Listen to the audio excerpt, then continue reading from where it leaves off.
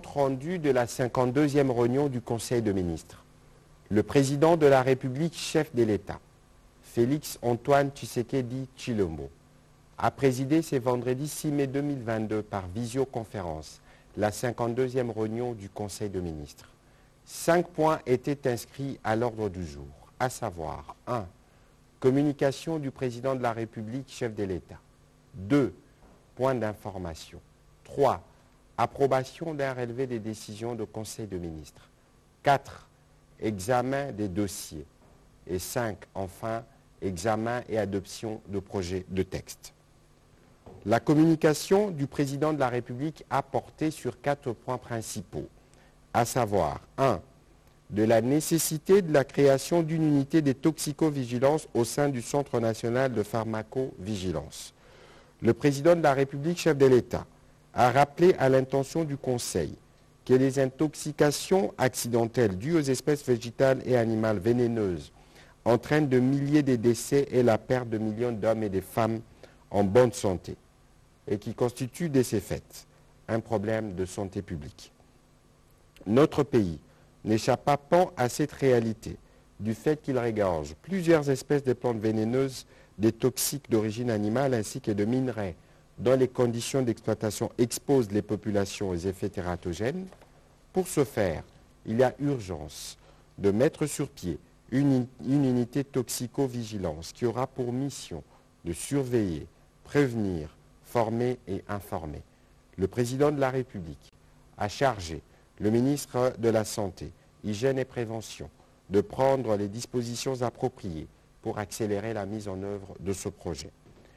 Le deuxième point de la communication du président de la République a porté sur le nettoyage du fichier des agents et fonctionnaires de l'État. Le président de la République a exprimé sa satisfaction de voir les agents et fonctionnaires de l'État bénéficier d'une augmentation de 30% sur leur salaire de base et du rabattement du taux de l'impôt professionnel sur le revenu IPR de 15 à 3%. Le président de la République a encouragé le gouvernement à poursuivre les efforts entrepris dans l'amélioration de la situation sociale des fonctionnaires et a invité instamment le vice-premier ministre, ministre de la fonction publique, modernisation de l'administration et innovation du service public, ainsi que le ministre d'État, ministre de budget, de finaliser dans un délai raisonnable le nettoyage du fichier des références des agents et fonctionnaires de l'État afin de maîtriser les effectifs et les gérer de manière efficiente. 3.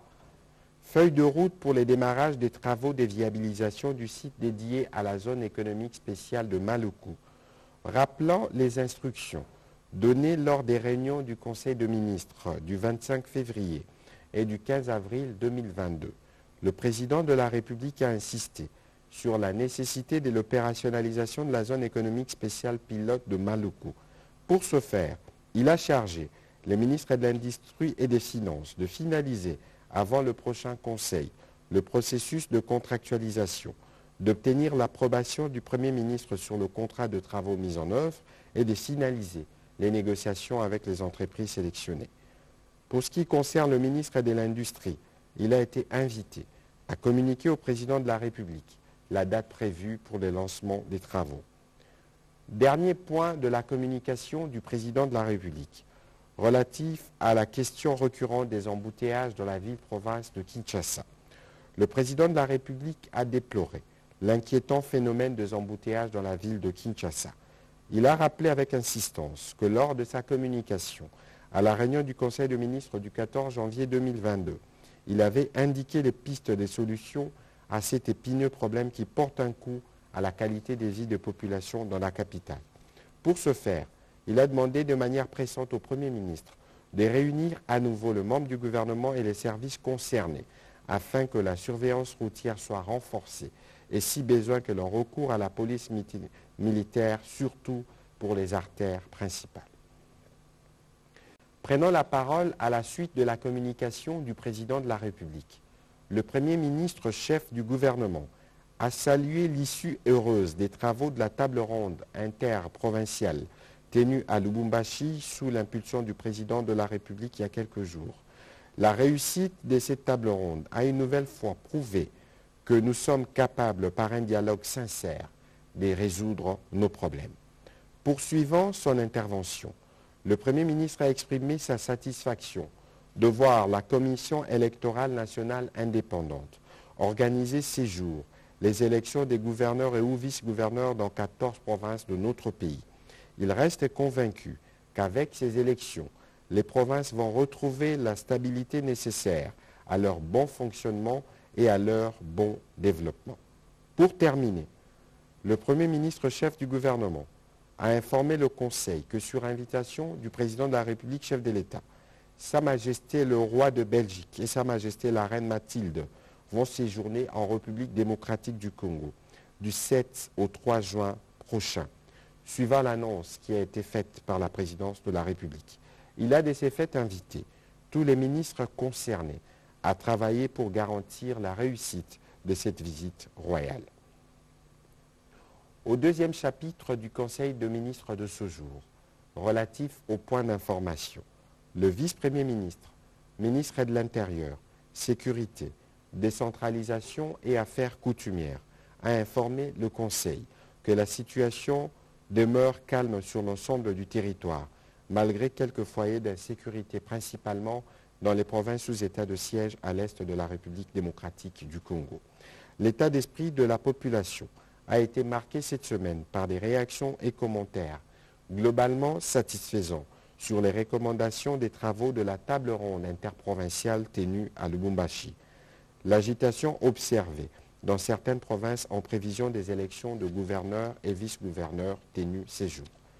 Avant de terminer son intervention, le vice-premier ministre, ministre de l'Intérieur, a fait les points sur le déroulement de l'élection des gouverneurs et ou vice-gouverneurs dans les provinces de Bazouélé, Olomami, Kasaï central, Kasaï oriental, Kinshasa, Congo central, Kwango, Lomami, Maindombe, Maniema, Mongala, Sankuru, Tanganyika et Chopo. Toujours sur ces chapitres sécuritaires, le vice-premier ministre, ministre de l'Intérieur, a été complété par son collègue de la Défense nationale, qui est revenu principalement sur les principaux faits liés aux opérations militaires en cours dans le cadre de l'état de siège. Intervenant à son tour, toujours sur ce chapitre de points d'information, le ministre de la Santé publique, Hygiène et Prévention, a présenté la situation liée à la pandémie à Covid-19. Il a indiqué que le pays est présentement dans une phase d'accalmie, avec une moyenne d'environ 50 cas de contamination par semaine. Pour la semaine qui se termine, le cas de contamination a été signalé dans 6 provinces, Kinshasa, Congo central, Haut-Katanga, Lualaba, Nord-Kivu et Chopo.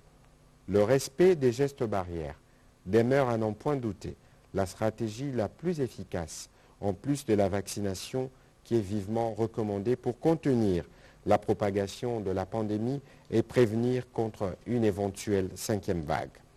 En ce qui concerne la maladie à virus Ebola, le ministre de la Santé publique, Hygiène et Prévention a rappelé au Conseil que l'épidémie circule encore dans la province de l'Équateur, où 3 cas suspects ont été identifiés cette semaine, dont 2 à Mbandaka et 1 à Wangata. Il a réitéré les avis émis lors de la 51e réunion du Conseil de ministres afin que le gouvernement soit en mesure de suivre et de gérer cette pandémie devenue récurrente dans notre pays. Le Conseil a pris acte de sa note d'information.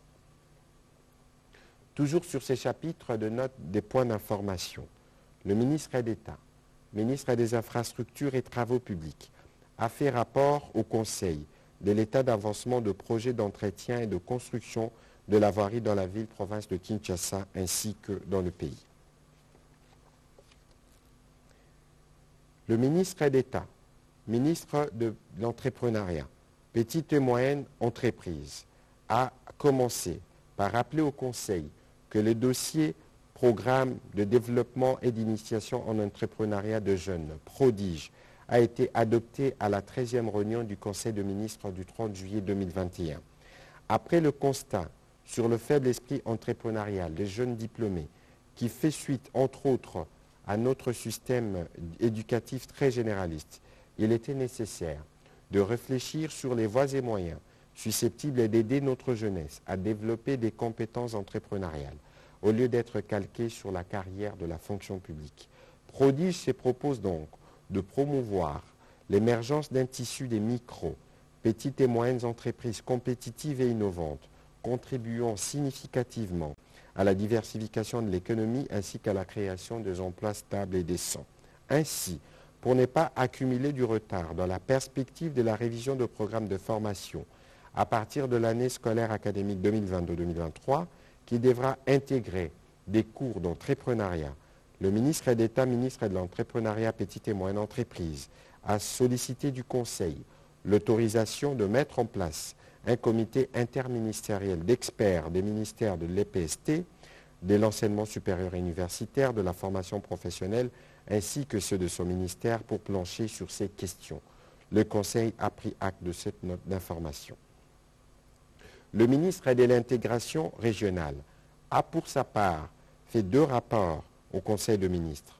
Le premier a porté sur l'état d'avancement des préparatifs du 9e jeu de la francophonie prévu à Kinshasa durant cette année.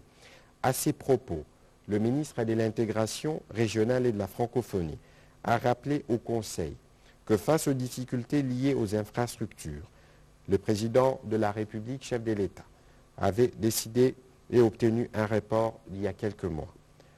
Il a fait l'état des lieux de l'avancement de préparatifs à ce jour, tout en indiquant qu'il a procédé cette semaine à la signature de l'avenant du cahier de charges en marge du séjour à Kinshasa de l'administrateur de l'Organisation internationale de la francophonie, OIF.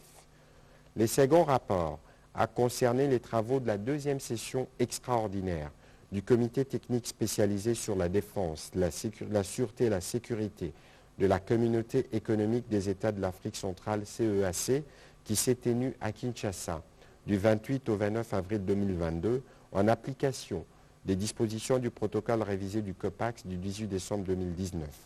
Il a précisé que ces assises avaient pour objectif d'examiner les dossiers relatifs à la situation politique et sécuritaire sous-régionale, à l'opérationnalisation du comité des sages ainsi qu'à l'arrimage des textes sur la force multinationale de l'Afrique centrale et l'état-major renseignement et autres textes révisés. Conformément à la feuille de route, la réunion prochaine de la CEAC est prévue du 9 au 11 juin 2022 et aura pour thème la mise en place du réseau des femmes entrepreneurs d'Afrique centrale. Le Conseil a pris acte de ces rapports.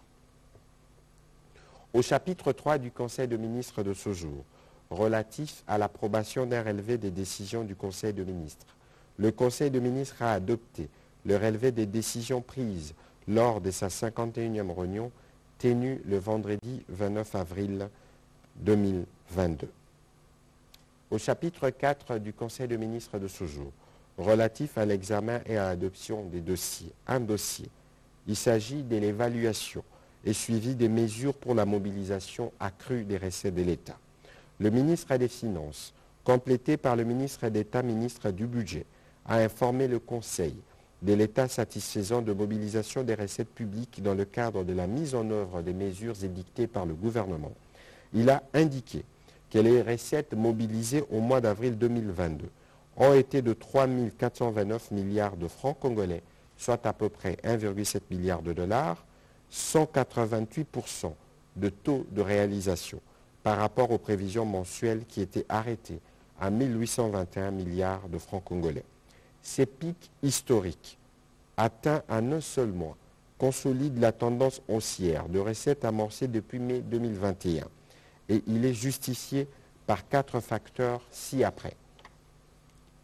L'échéance fiscale d'avril consacrée au paiement du solde de l'impôt sur les bénéfices et profits, l'envolée de cours de matières premières à l'international, cuivre et cobalt entraînant des retombées positives sur le chiffre d'affaires des entreprises minières, les paiements de super profits, une première depuis l'application du nouveau code minier, et la digitalisation par les logiciels ISIS-Régis qui a consacré l'augmentation des recettes de l'ordre de 50% dans 19 provinces et de 100% dans celles placées sous état de siège. Toutes les régies financières ont relevé les niveaux de leur mobilisation. Par rapport à l'année passée, cette augmentation est respectivement 2% pour la DGDA, 137% pour la DGI et 61% pour la DGRAD. Quant aux dépenses mensuelles, elles se sont chiffrées à 1450,7 milliards de francs congolais. Elles ont couvert d'abord des dépenses contraignantes habituelles, ensuite les paiements de 37,6 millions de dollars aux entreprises pétrolières au titre d'acompte sur les pertes des manques à gagner sur leurs dus, les paiements d'un acompte de 48,4 millions de dollars de TVA remboursable à une société minière. À cela s'ajoute la réalisation de 9% des dépenses en capital sur le total des dépenses réalisées. La trésorerie de l'État présente ainsi un solde excédentaire de 1 986 milliards de francs congolais qui sera entre autres alloué aux travaux d'infrastructure, à l'organisation des élections et au programme local de développement de 145 territoires. Sur un autre chapitre, le ministre des Finances a fait part au Conseil du bon déroulement de la mission du département Afrique du Fonds monétaire international à Kinshasa, qui depuis le 26 avril dernier réalise la deuxième revue du programme du gouvernement soutenu par la facilité élargie de crédit FEC et mène des consultations au titre de l'article 4 du FMI. À ce stade, il a été rassuré que des critères quantitatifs et repères structurels sont respectés et le gouvernement entend rencontrer toutes les recommandations de la mission afin de garantir le passage satisfaisant du dossier République démocratique du Congo au conseil d'administration du FMI prévu le 29 juin 2022. Après débat et délibération, le conseil a adopté ces dossiers. Dernier chapitre du conseil de ministres de ce jour, relatif à l'examen et à l'adoption de 14 projets de texte. 1. Projet de texte relatif aux finances publiques. 9. Le ministre des Finances a présenté au Conseil pour examen et adoption 9 projets de texte, à savoir 1. Projet de loi autorisant la ratification de l'accord de crédit numéro 7020-ZR conclu entre l'Association internationale des développements et la République démocratique du Congo au titre de projet d'amélioration du recouvrement des recettes et de la gestion des dépenses en République démocratique du Congo. 2. Projet d'ordonnance d'approbation de l'accord de don numéro 9510-ZR conclu entre l'Association internationale des développements et la République démocratique du Congo au titre de projet d'amélioration du recouvrement des recettes et de la gestion des dépenses en République démocratique du Congo. Ces deux premiers projets concernent la signature, en date du 11 février 2022, d'un accord de financement dans les secteurs de finances publiques d'un montant de 250 millions de dollars au titre de projet d'amélioration du recouvrement des recettes et de la gestion des dépenses en République démocratique du Congo. Ces financements sont répartis de la manière suivante. 125 millions sous forme de dons et 125 millions sous forme de crédit. L'objectif du projet est d'accroître la transparence des revenus miniers et d'améliorer la gestion des dépenses au niveau central et dans les provinces du projet. 3. Projet de décret fixant les modalités de collecte, de répartition, des gestions et des contrôles de quotité de la redevance minière réversée aux provinces et aux entités territoriales décentralisées. Ces projets constituent l'instrument juridique devant garantir un meilleur encadrement et une gestion transparente de quotité de 25% et 15% mis à la disposition des provinces et des entités territoriales décentralisées. 4. Projet de loi modifiant et complétant la loi numéro 15/003 du 12 février 2015 relatif au crédit bail. Le crédit bail comporte plusieurs avantages, dont les plus importants sont la mise en place rapide du financement, l'absence d'apport initial ou d'une garantie de la part du client ainsi que le niveau réduit des coûts de transaction. Ces modes de financement a connu un développement considérable dans le monde au cours de 20 dernières années. Il a fait preuve de son impact sur la croissance économique ainsi que de sa pertinence dans l'environnement économique de pays en développement marqué par la prédominance des très petites entreprises et du secteur informel. Cependant, en République démocratique du Congo, l'impact de la loi précitée tarde à venir. Ainsi, le projet de loi de modification vise à améliorer l'environnement juridique et fiscal pour le développement de cette activité dans notre pays. 5. Projet de loi portant ratification de l'accord de prêt du 1er mars 2022 conclu entre la République démocratique du Congo et les fonds africains de développement au titre du projet d'aménagement de la route Bukavu-Goma phase 1, section Bukavu-Nyamukushi. 6. Projet de loi portant ratification de l'accord de prêt du 1er mars 2022 conclu entre la République démocratique du Congo et les fonds africains de développement au titre du projet de renforcement des infrastructures socio-économiques dans la région du centre phase 2 prise. 7. Projet de loi autorisant la ratification de l'accord cadre pour le financement des opérations du secteur privé entre la République démocratique du Congo et les fonds de l'OPEP pour le développement international OFID. 8. Projet de décret portant suspension de la perception de la TVA sur le produit de première nécessité. 9.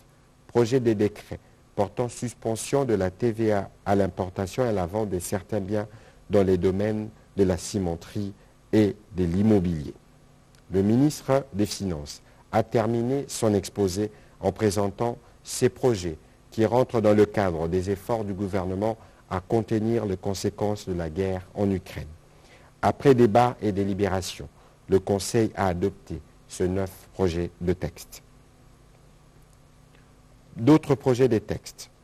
Projet de décret instituant un cadre national de services climatologiques.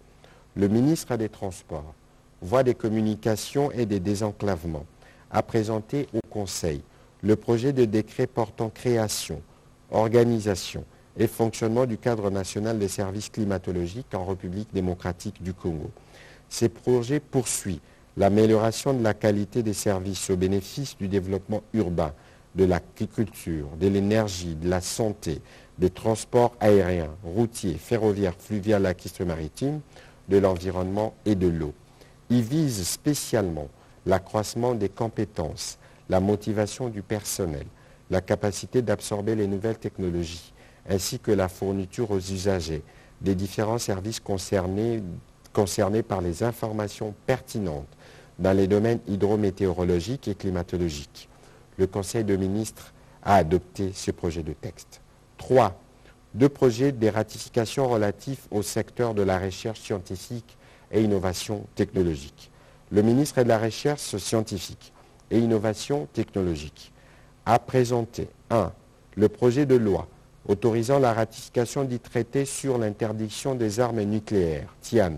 Ces textes codifient l'illégalité des armes nucléaires et constituent le seul moyen de prévenir les dangers nucléaires, de promouvoir la paix et la sécurité en Afrique et dans le monde. Au vu des enjeux liés à la dénucléarisation, il est essentiel pour la République de ratifier ces traités avant la fin du mois de novembre. 2. Projet de loi autorisant la ratification du protocole de la SADC sur la science, la technologie et l'innovation STI. Le second projet de loi portant sur la ratification du protocole de la SADC sur la science, la technologie et l'innovation a été signé à Johannesburg par 14 pays africains, dont la République démocratique du Congo le 17 août 2008. Il vise à promouvoir le développement et l'harmonisation des politiques sur la science, la technologie et l'innovation. Après débat et délibération, ces 2 projets de textes ont été adoptés. 4. Enfin, 3 projets de décrets relatifs au secteur de l'emploi, travail et présence sociale. Pour terminer ce chapitre, la ministre de l'Emploi, Travail et Prévoyance sociale a présenté 3 projets de texte, à savoir 1. Projet de décret fixant les règles de fonctionnement du Conseil supérieur de mutuelle. Le premier projet de décret fixe les règles du fonctionnement du Conseil supérieur de mutuelle CSM.